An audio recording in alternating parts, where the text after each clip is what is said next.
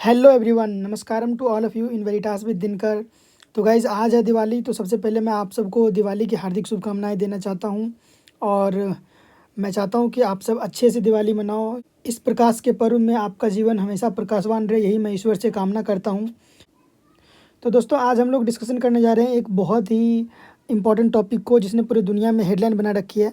तो अमेरिका का एक जर्नलिस्ट है जिसका नाम है जैस्पर नेथनियल। इसने आरोप लगाया है इजरायली डिफेंस फोर्स के ऊपर में कि इजरायली डिफेंस फोर्स ने इसको जान से मरवाने की कोशिश की।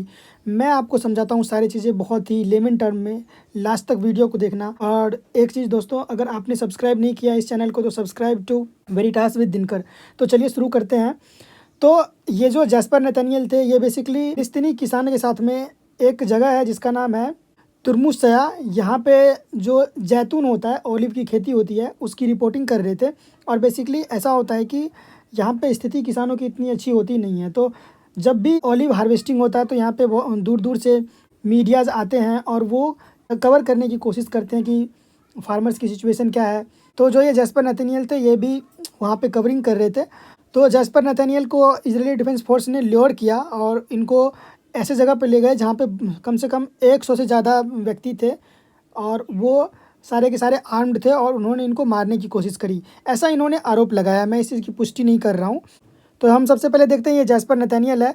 इन्होंने लिखा है कि if I am killed in West Bank please know that I blame you personally.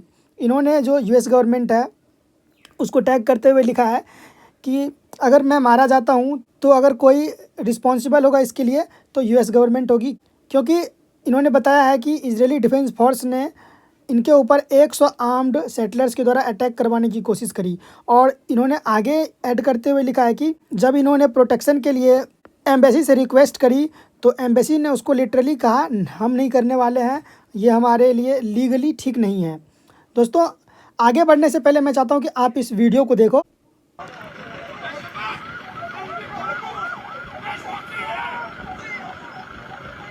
तो जैसा कि आपने देखा, जो बहुत सारे सेटलर है ये लोगों के ऊपर में अटैक तो ज़रूर कर रहे हैं और जैस्पर ने जो कुछ भी कहा है उसमें कितनी सच्चाई है इसे हम आगे जानने की कोशिश करते हैं।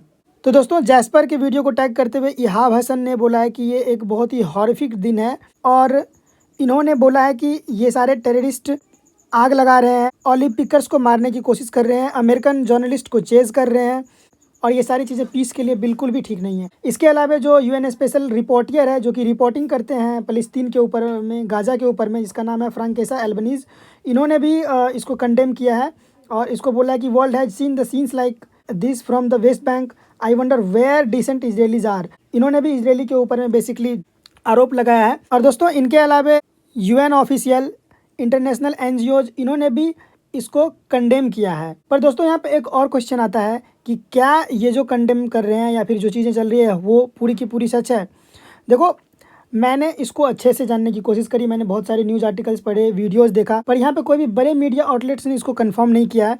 प्रो पैलेस्टीनियन का कहना है कि ये सारी एविडेंसेस है लॉलेसनेस का, पूरी की पूरी गजा में, फ़लस्तीन में अराजकता फैली हुई है, इजरायली डिफेंस फोर्स मार रहे हैं।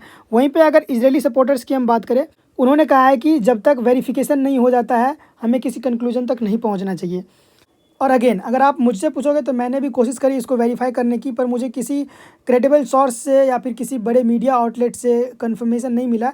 पर जिस प्रकार से एनजीओज हो गए या फिर बड़े बड़े जर्नलिस्ट हो गए इसको रिपोर्ट कर रहे हैं, तो इसमें कुछ एलिमेंट ऑफ ट्रूथ तो ज़रूर लग रहा है। अब दोस्तों इसके बाद एक और घटना घटती है।